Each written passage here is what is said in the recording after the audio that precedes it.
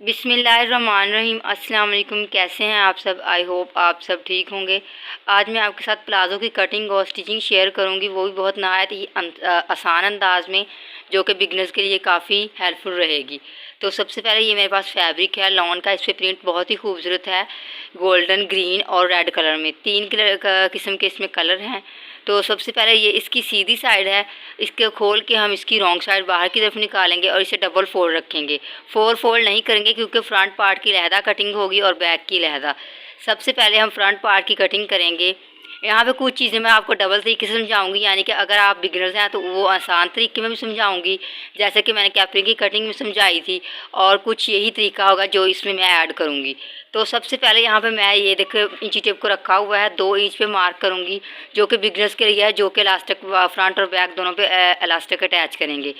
जैसा कि मैंने यहाँ पे इलास्टिक अटैच नहीं फ्रंट पे करनी, मैं सिर्फ आपको समझाने के लिए यहाँ पे 2 इंच मार्क कर रही हूँ। बाद में मैं इसे कट कर दूँगी और यहाँ पे 2 इंच मार्क करने के बाद मैंने यहाँ पे सीधी सीधी यहाँ पे एक लाइन ड्रा कर लूँगी, जिस तरह कि आपको वीडियो में दिखाया जा रहा है। अगर आपने बिल्कुल ऐसे ही प्लाजो कटिंग और स्टिचिंग करनी है तो आपको ये 2 इंच ऐड करने की ज़रूरत नहीं है, सिर्फ आपको हाफ इंच ऐड करना होगा। तो अब इसकी हम टोटल इसकी लेंथ देख लेते हैं। तो लेंथ मुझे यहाँ पे तैयार चाहिए 34.5 इंच। तो यहाँ पे 34.5 इंच मैं लगाऊंगी। अगर आपको ऊपर की तरफ बेल्ट बढ़ा के लगाना है तो आपको यहाँ पे 1.5 इंच माइनस करना होगा 34.5 इंच में से। लेकिन अगर आपको बिल्कुल ऐसी ही सिलाई करनी है तो फिर आपको 34.5 इंच मुकम्मल रखनी होगी। अब वो जो 2 इंच थे उनको छोड़ कर मैंने यहाँ पे 34.5 इंच पे मार्क किया। ये भी लाइन मैं सीधी कर लूँगी, बिल्कुल स्ट्रेट लाइन। ये देखिए यहाँ पे मैंने मार्किंग कर लिया और सीधी लाइन ड्रा कर ली है। अब इसके नीचे आपने 1.5 इंच एक्स्ट्रा फोल्डिंग के लिए लेना है। मैं यहाँ पे 2 इंच लूँगी क्योंकि मुझे यहाँ पे लेस अटैच करनी है, वो भी अंडरग्राउंड तरीके से इसी फैब्रिक से। तो 2 इंच मैंने मार्क कर लिया। अब एक्स्ट्रा फैब्रिक मैं यहाँ पे कट कर दूँगी। फिर से बता दूँ, मैं यहाँ पे सिर्फ फ्रंट पार्ट की अभी कटिंग कर रही हूँ। ये डबल फोल्ड फैब्रिक है और ये मेरे पास टोटल फैब्रिक जितना भी था ये 2.5 मीटर था, जितना कि 3 पीस सूट के साथ दिया जाता, और इतना ज़्यादा इसका अर्ज भी नहीं था। अब हमें टोटल इसकी लेंथ ये है हमारे पास यहाँ पे विड्थ जो है वो 17 इंच है और हमें पाँचा भी 17 इंच तैयार रखना है। टोटल लेंथ जो इसकी है वो यहाँ पे है 17.5 इंच या 17.25 इंच। तो हमें पाँचा तैयार रखना है 17 इंच। तो 17 इंच का पहले हम हाफ निकालेंगे तो ये हमारे पास 8.5 इंच आ गया है। तो ये बिल्कुल हमने सेंटर में लेना है 8.5 इंच। तो टोटल जितना भी फैब्रिक है उसकी यहाँ पे हम इंची टेप को रख लेते हैं कितना है। जितना भी ये फैब्रिक है उसका हमने हाफ लेना है, फिर हमने पाँचा निकालना है, क्योंकि हमें सेंटर से पाँचा निकालना होता है। तो यहाँ पे मेरे पास ये 17 इंच है, 17.25 इंच है यहाँ पे। तो हमें इसका हाफ निकालना है। हमें सेंटर से लेना है 8.5 एक तरफ और 8.5 एक तरफ। ये देखिए इस तरह से मैंने रखा और जहाँ पे भी हमारा आ रहा है 8.5 इंच वहाँ पे मैं मार्क कर लूँगी। ये देखिए यहाँ पे 8.5 इंच आ रहा है, पाँचे वाली जो लाइन हमने ड्रा की थी। अब ऊपर जो हमने लाइन ड्रा की थी 2 इंच फोल्डिंग के लिए, वहाँ पे भी हमने लगा लिया 8.5। दोनों तरफ दोबारा से देख लें 8.5 इंच ही है। सेंटर में भी हम 8.5 इंच पे मार्क करेंगे।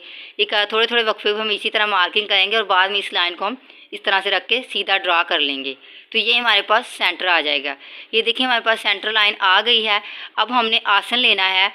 तो आसन जो मैंने आपको तरीका बताया हुआ है काफ़ी सारी वीडियोस में, शलवार वाली कैपरी की कटिंग मैंने आपको डिटेल से समझाई हुई है, और जो मैंने आपको स्ट्रेट ट्राउज़र सिखाया था उसमें भी। अब हमने सीधा सीधा उस लाइन से जो हमने 2 इंच यहाँ पे उसके ऊपर रखना है, 2 इंच के ऊपर, और नीचे की तरफ 11 इंच पे मार्क करना है। यहाँ पे हम ट्राउज़र की कटिंग कर रहे हैं, यानी कि पैंट स्टाइल में। तो यहाँ पे हमने कम ही लेना है। अगर 13 इंच आपका गैप है क्रोच लाइन का, तो आपको यहाँ पे 11 इंच रखना होगा, 2 इंच कम करके। शलवार का जैसे कि हमारा आसन होता है 13 इंच अगर हो तो हमें 2 इंच कम करने होते हैं। तो यहाँ पे 2 इंच मैंने कम करके लिया है, 11 इंच मेरे पास यहाँ पे आसन तैयार है। जो 2 इंच एक्स्ट्रा फोल्डिंग के लिए लिया था उसके ऊपर रख के नीचे की तरफ मैंने 11 इंच लिया है। अब जो हमने लाइन लगाई है उसे विड्थ वाइज हम यहाँ पे सीधा कर लेंगे। तो लाइन मैंने सीधी कर ली है। ये देखिए 11 इंच हमारा आसन था। अब जैसा कि हम कैपरी और स्ट्रेट ट्राउज़र वाली वीडियो मैंने आपको समझाई हुई है, वहाँ पे हम जितना ऊपर से लेते हैं आसन उसी तरह से यहाँ पे इसका घेर भी लेते हैं। तो यहाँ पे हमारा जितना आसन है वो तो 11 है। तो 11 में हमने यहाँ पे और मज़ीद 2 इंच ऐड करने हैं, यानी कि 13 इंच यहाँ पे हमने मार्किंग करनी है। 13 इंच का हमने हाफ लेना है। तो यहाँ पे हमारे पास 6.5 आ रहा है। अब सेंटर वाली जो हमने लाइन सीधी सीधी ड्रा की थी पाँचे के लिए, अब उसके दोनों तरफ हमने 13 का हमने हाफ लेना है। 6.5 उस तरफ और 6.5 ही इस तरफ। जो सेंटर वाली लाइन हमने लगाई है 8.5 इंच की, पाँचे की तरफ से ऊपर की तरफ हमने सीधी लाइन ड्रा की, उसकी दोनों तरफ हमने 13 इंच का हाफ लेना है, यानी कि 6.5 उस तरफ और 6.5 इस तरफ, इस तरह से। इसमें हमने मज़ीद और 2 इंच लेने होते हैं क्रॉच लाइन के लिए एक्स्ट्रा, क्योंकि हमने प्लाज़ो थोड़ी लूज़ स्टिच करनी होती है, लूज़ स्टाइल में, लूज़र की तरह।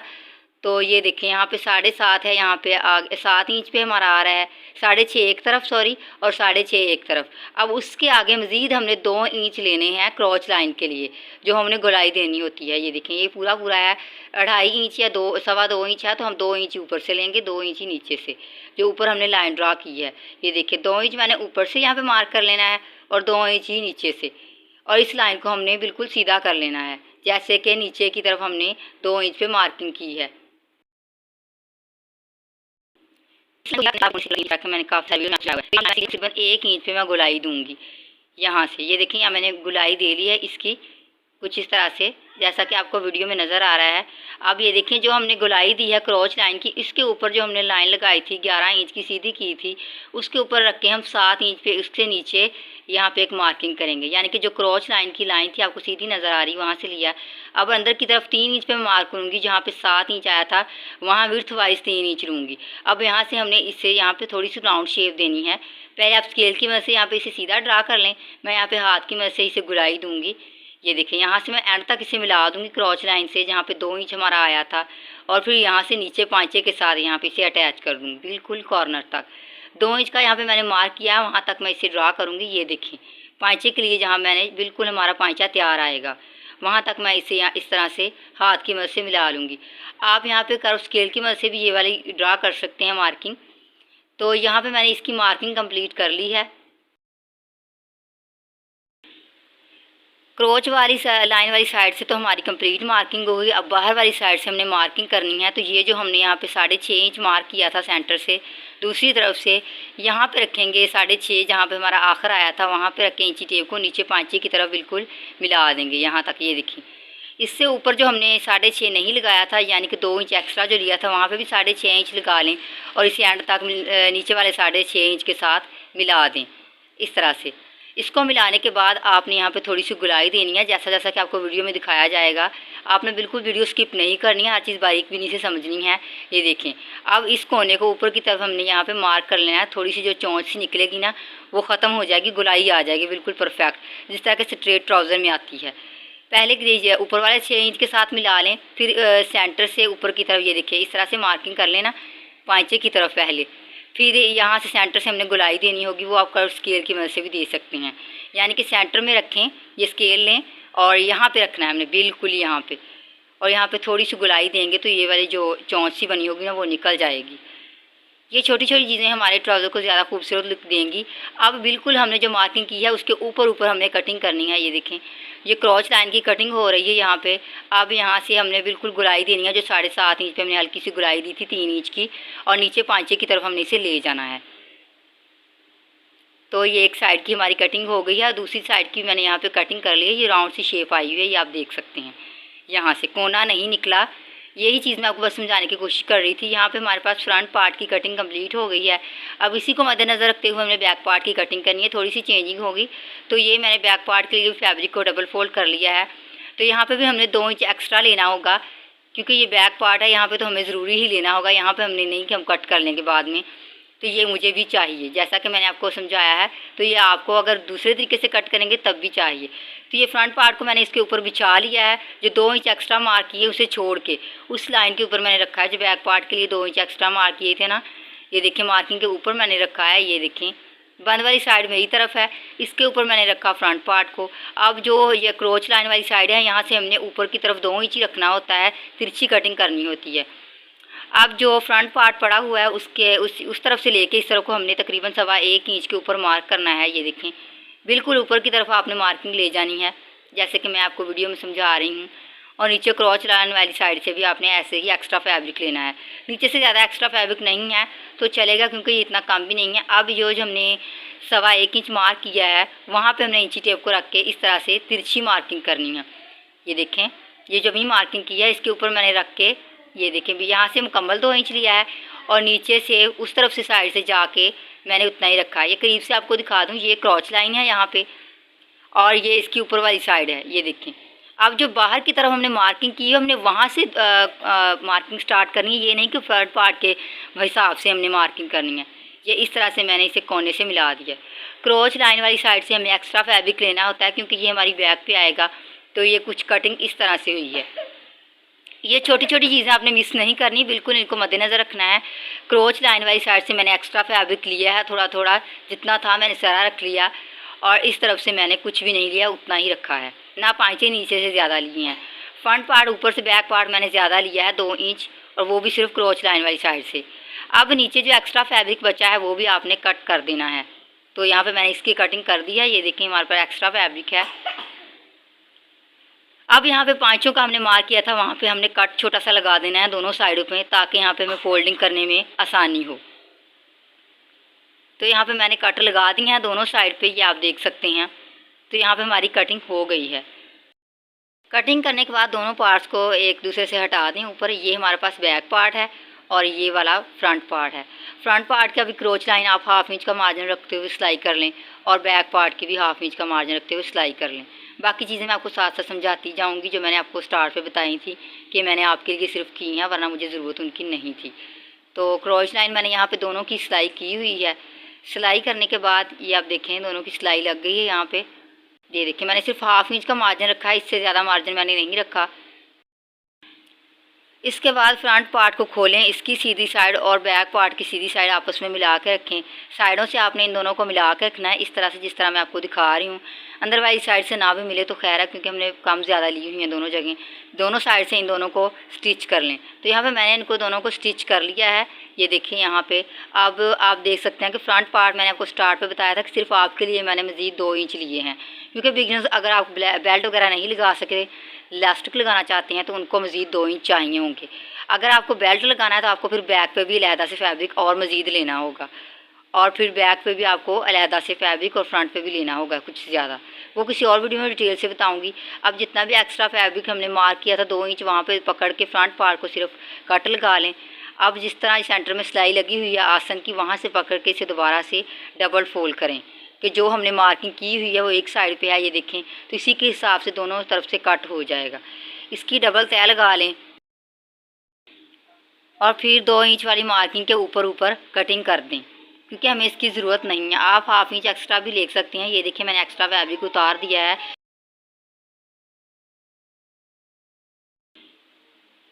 एक्स्ट्रा फैब्रिक कट करने के बाद ये हमारे पास नॉर्मल हो गया बेल्ट और इलास्टिक लगाने के लिए।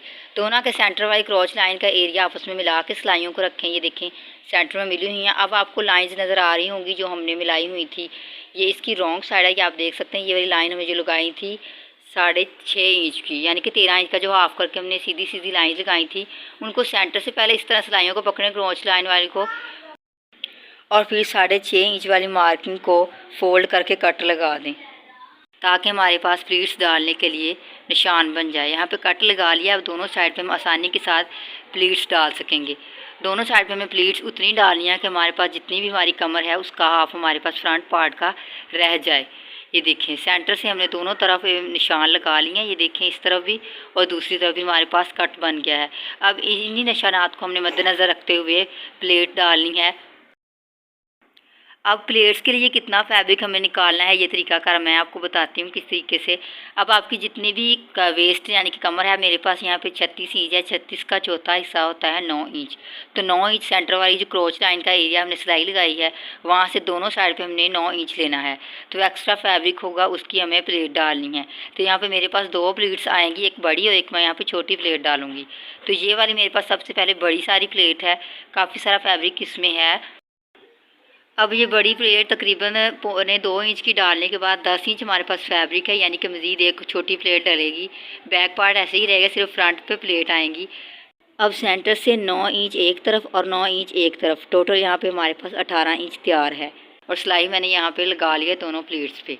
ये बड़ी प्लेट है और बाद में ये छोटी प्लेट है। दोनों प्लेट्स का रुख बाहर की तरफ है, अंदर की तरफ दोनों का रुख नहीं है, और ये बिल्कुल बराबर मार्जिन की हैं। इसके बाद मैं पाइचों पे यहाँ पे लेस अटैच कर रही हूँ, क्योंकि पाइचे ज़रा इसके खुले खुले काफ़ी खुले हैं, तो इनमें लेस नीचे की तरफ लटकती हुई ज़रा नीचे की तरफ झोल बना देंगे, ये और भी खूबसूरत लगेगा। अंडरग्राउंड लेस लगा रही हूँ, जो कट लगाया था उसके ऊपर मैंने लेस को रखा, काफ़ी सारी अंदर दी है मार्जिन मैंने, फिर ऊपर की तरफ फैब्रिक को फोल्ड किया। लेस की उल्टी साइड आपको नज़र आ रही है ऊपर की तरफ, और फैब्रिक सीधी साइड के ऊपर मैंने रखा हुआ है। लेस को सीधी साइड पर रखा था और लेस रॉन्ग मैंने रखी थी। अब इसे नीचे की तरफ पलट देंगे, ये देखें तो ये लेस कुछ इस तरह से निकल आएगी बाहर की तरफ। ये अंडरग्राउंड सिलाई की हुई है, ये आप देख सकते हैं बहुत ही सफाई के साथ ये अटैच हुई है। दोनों तरफ से आपको नज़र बिल्कुल भी नहीं आएगी, क्योंकि ये अंडरग्राउंड है, बाद में इसे तुरपाई कर दी जाएगी। ये देखें ये कुछ इस तरह से इसकी फाइनल लुक नज़र आएगी, बाद में मैं इसे तुरपाई कर दूँगी। अब हमने बेल्ट अटैच करना है, तो बेल्ट अटैच करने के लिए फ्रंट पार्ट को पहले देखें, ये इसकी सीधी साइड है बेल्ट की, और जो अलहदा से हमने बेल्ट लगाना है, बेल्ट की इस तरह से हमने रखना है, उतना ही लेना जितनी फ्रंट साइड है, उतनी ही हमने इसकी विड्थ ले लेनी है। ये देखें जितनी फ्रंट साइड है उतना ही मैंने बेल्ट उतार लिया है। बेल्ट फैब्रिक जो भी आपको बेल्ट का फैब्रिक होगा वो आपने जितनी बुकरम रखनी है उससे 1 इंच ज़्यादा लेना है। ये देखिए बुकरम मेरे पास 1.5 इंच है, तो 1 इंच फैब्रिक मैं ज़्यादा लूँगी, जो कि ऊपर नीचे से सिलाई में चला जाएगा। तो ये देखें ये इसकी सीधी साइड और ये रॉन्ग साइड, और जो हमने अलहदा से बेल्ट लेना है उसकी सीधी साइड आपस में मिला के रखनी है। ये देखिए ये बेल्ट की सीधी साइड है और ये रॉन्ग है। सीधी साइड बेल्ट की और नीचे ट्राउज़र की रॉन्ग साइड हमने आपस में मिला के 1/2 इंच का मार्जिन रखते हुए सिलाई लगा देनी है।